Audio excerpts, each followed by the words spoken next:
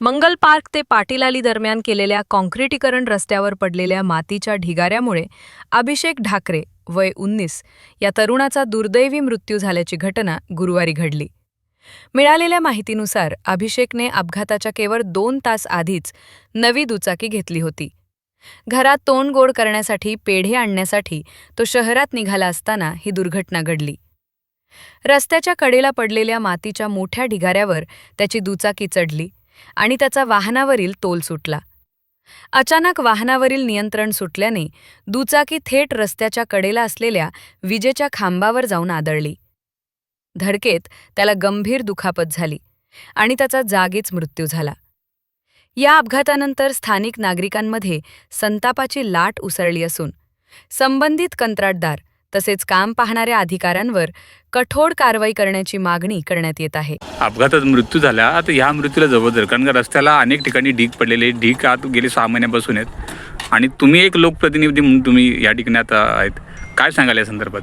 आजची घटना घडलेली ती अतिशय दुर्दैवी आहे। एक निरपराध मुलाचा येथे बळी गेलेला आहे। त्याला जबाबदार पूर्णपणे सिटी इंजिनियर घनवट, भूषण घनवट हे आहेत।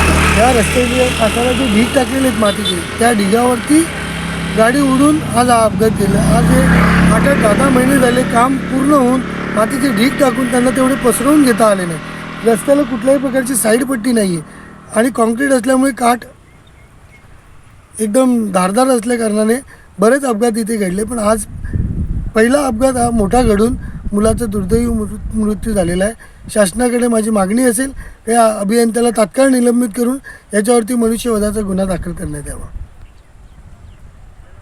ते कादिली रस्त्यावर अपघात होऊन एका तरुणाचा बळी गेला आहे। खरं तर हा बळी इथल्या निष्क्रिय ठेकेदार आणि इंजिनियरमुळे गेलेला आहे। कारण या रस्त्यावर आपण बघू शकतो मागील 6 ते 8 महिन्यापासून हा रस्ता पूर्ण झाला असून या रस्त्यावर मातीचे ढीग तसे इथल्या कडा भरलेल्या नाहीत। या अपूर्ण कामामुळे अशा अनेक अपघात या रस्त्यावर घडलेले आहेत। मात्र आज एका तरुणाचा बळी गेलेला आहे। खरं तर याच्यामुळे या ठेकेदारावर आणि वाडा नगरपंचायतच्या इंजिनियरवर मनुष्यवधाचा गुन्हा दाखल व्हायला पाहिजे आणि करावा अशी येथील नागरिकांची मागणी आहे। Subscribe for more content.